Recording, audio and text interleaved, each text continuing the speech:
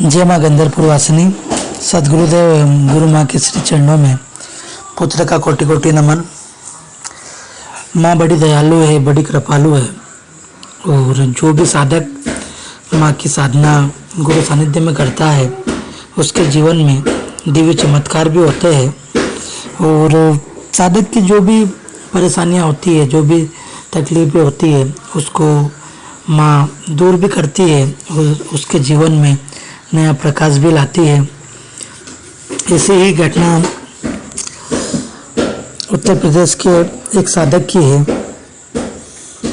एक TV news reporter ने कुछ दबंग लोगों को घोटालेबाजी जो कर रहे थे उनकी कुकृत्यों को, उनके घोटालों को टीवी में दिखाया कि कैसे विकास के नाम पर ये लोग करोड़ों रुपए गबन कर जाते हैं।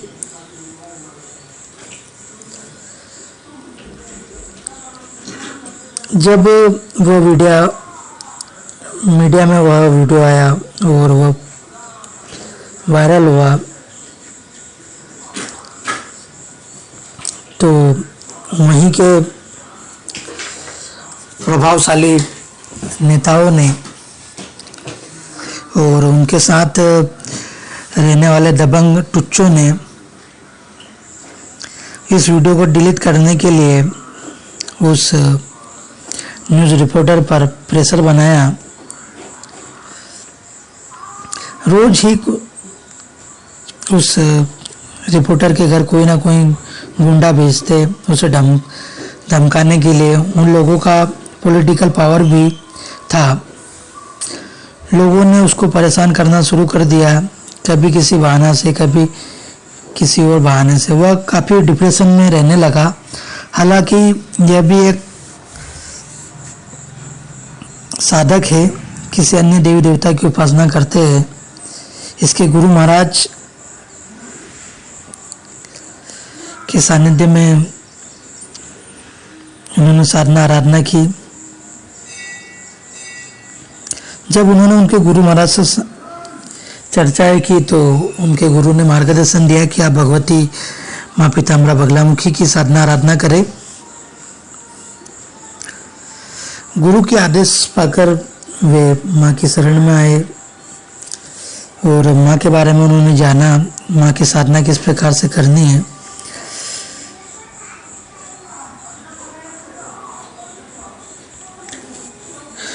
तब उनको मार्गदर्शन प्रदान किया गया कि सर्वप्रथम आप माँ का स्तंभन हेतु शत्रुओं के और शत्रु बाधा दूर हो उसके लिए एक अनुष्ठान करा लो। हमारी बात पर उसने बोला कि मैंने काफ़ी नाम सुना है माता का और आपके पास माता की विद्या सीखने आया हूँ, क्योंकि इस प्रकार के लोगों से आगे हमें उलझना नहीं है। इसीलिए आप मुझे इनके मंत्र आदि के विषय में जानकारी दीजिए, इनके मंत्र आदि की विधिवत दीक्षा दीजिए। उनके अनुरोध को मैं टाल ना सका। मैंने माँ का स्मरण कर उन्हें दीक्षा दी। सदैव ज्ञात रखिए, माँ अपने साधक स्वयं चुनती है। आप चाहकर भी किसी को साधक नहीं बना सकते। इसीलिए अगर माँ आपके पास भेजती है तो वह उनके चुने हुए साधक होते हैं और उनको मार्गदर्शन करना ही हमारा संकल्प है। उनकी दीक्षा हुई और उनको क्रम अनुसार साधना में बिठाया गया।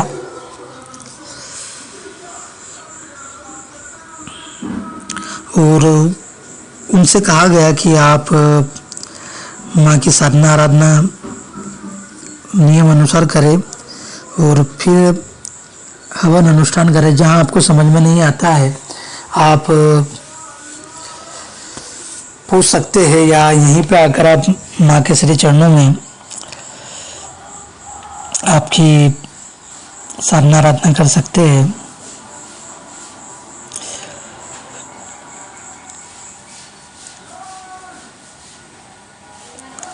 भक्तजनों, ये जो माँ की साधना आती है, यह कोई टोने टोटके वाले काम नहीं होते हैं। इसमें व्यक्ति को साधना के क्षेत्र में उतरना पड़ता है, अपने को स्वयं को साधना में लगाना होता है। लोग सोचते हैं कि हम तो थोड़ा सा जप लेंगे या थोड़ा सा हवन कहीं ना कहीं करवा लेंगे तो हमें हमारी समस्याओं से मुक्ति मिल जाएगी। यह उनकी भूल होती है। व्यक्ति को सदैव माँ का सुमिरन भी करना चाहिए और जाप और हवन भी करना चाहिए विधिवत। तो मैं आपको बता रहा था कि न्यूज़ रिपोर्टर पर दबाव बनने लगा था और वह दीक्षा लेकर के माँ की साधना आराधना करने लगे।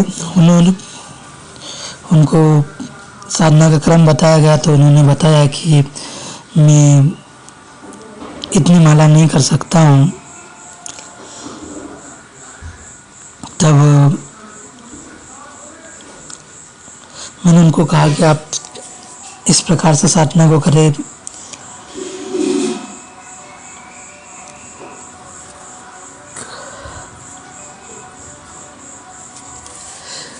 भक्तजनों, हमेशा ध्यान रखिए कि माँ के मंत्र स्पीड में ना जपे, शुद्ध उच्चारण के साथ में जपे।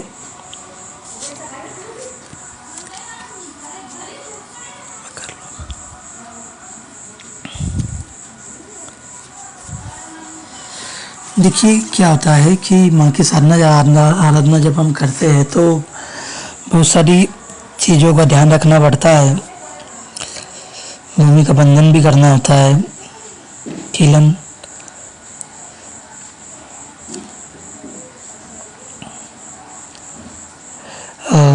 साधना में अनेक समस्या भी आती है। जैसे व्यक्ति शुरू में जब बैठता है तो वे माला नहीं कर पाते, अपनी जब बढ़ा नहीं पाते, बैठ नहीं पाते किसी कारणवश। तो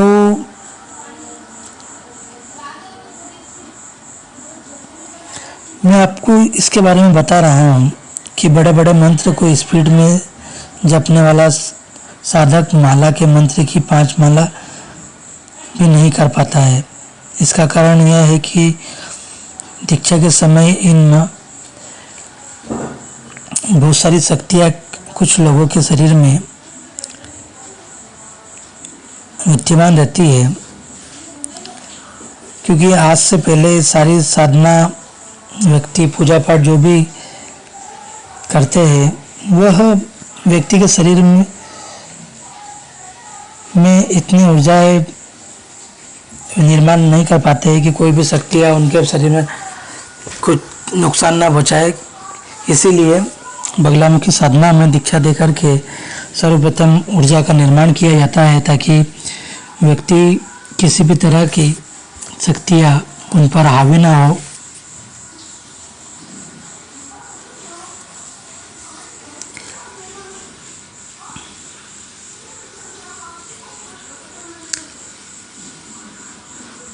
जब हम दीक्षा लेकर के विधि विधान के साथ में गुरु सानिध्य में माँ की साधना आराधना करते हैं तो नकारात्मक शक्तियाँ हमें फिर परेशान नहीं करती है और निर्विघ्न हम हमारे जप को पूर्ण कर लेते हैं।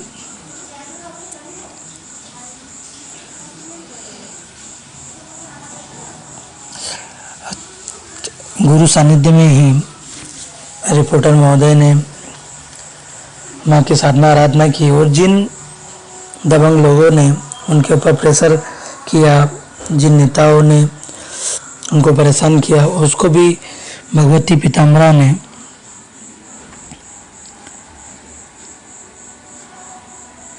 उनका हृदय परिवर्तन किया, उनको दंड भी दिया और जिस पीड़ा से वे गुजर रहे थे उसका भी माँ ने निदान किया। भक्तजनों, माता की शरण में सच्चे हृदय से आए और उनकी साधना आराधना गुरु सानिध्य में करें। आपकी जो भी समस्या है उसका निदान माँ जरूर करती है। ऐसी अद्भुत महिमा है माता बगलामुखी की। जो भी माता की आराधना कर रहे हैं यह पूर्ण विश्वास से, श्रद्धा से, सही नियम का पालन करते हुए कीजिए। आपको निराशा कभी भी हाथ नहीं लगेगी। देखो, जीवन की परिस्थितियाँ अलग अलग होती है, तो समस्याएं के अनुसार ही हमें साधना आराधना का क्रम अपनाना चाहिए। गुरु सानिध्य में गुरु ही हमें निर्देशित करते हैं कि आपको किस प्रकार से क्या करना है। इसीलिए किताबों और सोशल मीडिया से दूर होकर के एक उचित मार्गदर्शक गुरु के सानिध्य में माँ की साधना आराधना करें। आपके जीवन में जो भी समस्याएं चल रही है वो दूर हो गई। तो मैंने आपको बताया कि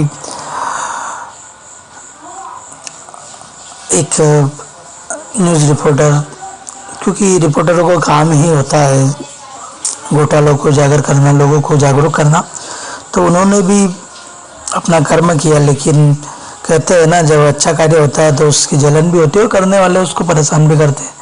जब उन्होंने उसको परेशान किया तो वो सब दूर भटक लिए और जिससे भी पूजा पाठ करवाते थे। जीवन में देखो, ऐसा कोई व्यक्ति नहीं है जिसके पर्सनली कोई गुरु नहीं होते हैं, है ना। तो उन्होंने उनसे चर्चा की और चर्चा करने के बाद में जब उनकी समस्याओं को उनके गुरु ने सुना तो उन्होंने बताया कि भगवती पीताम्बरा की साधना आराधना आप करें। माँ की साधना आराधना जब हम गुरु सानिध्य में करते हैं तो हमारी समस्याओं का निराकरण धीरे धीरे होने लगता है। हाँ, ये हमारे भाव पर निर्भर करता है।